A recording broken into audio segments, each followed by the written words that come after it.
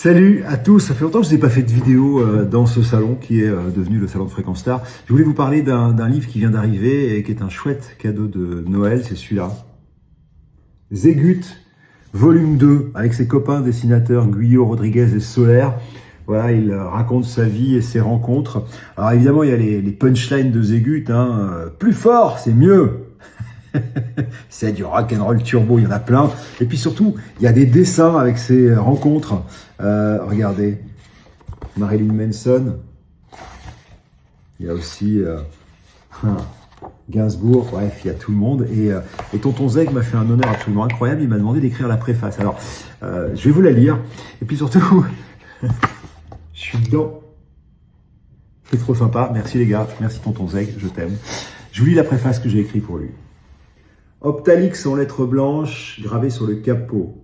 Le plus grand trésor de mon adolescence fut un radio-réveil, rectangle de plastique beige, au côté arrondi, cadeau de communion solennelle, façade noire, chiffre numérique, rouge à gauche et à droite, un petit pointeau qu'on naviguait manuellement à l'aide d'une grosse molette latérale destinée à piloter le changement de station.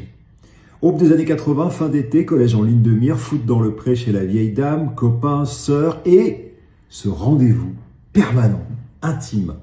Des jeux un peu règnes le matin, hit parade l'après-midi, information, objet aimant qui m'attire sans savoir pourquoi jusqu'à ce fameux soir et ce geste anodin qui, comme dans un film avec Michael J. Fox, va changer votre existence à tout jamais. Je cherche une station à écouter, rotation gauche. This is Wango! Mon cerveau se fige.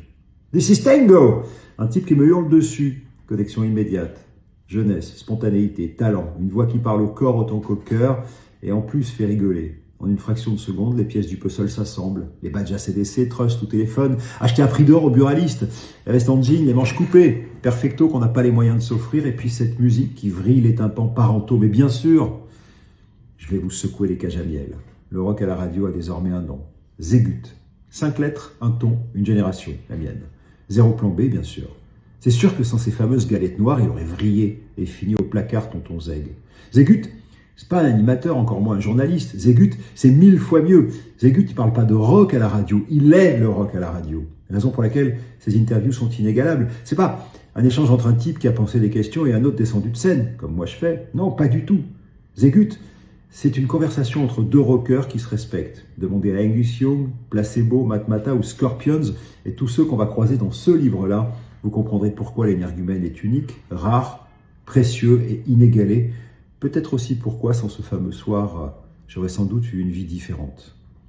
Alors pour tout ça, pour le reste, et tout ce que tu sais, mon cher tonton, je t'aime et t'admire follement. Quant à vous, bande de petits graisseux, je vous souhaite un bon moment qui sera inévitablement rock'n'roll.